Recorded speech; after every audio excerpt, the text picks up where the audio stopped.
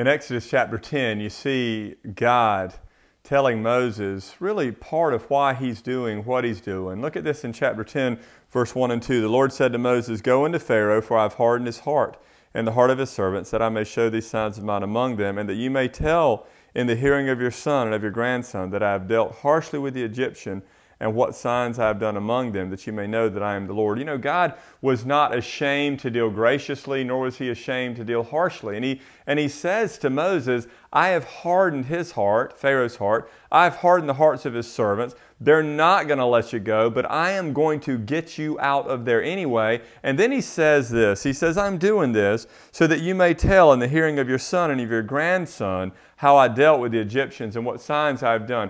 What God is saying to Moses is, one of the reasons that I'm doing what I'm doing is so that you will tell your children.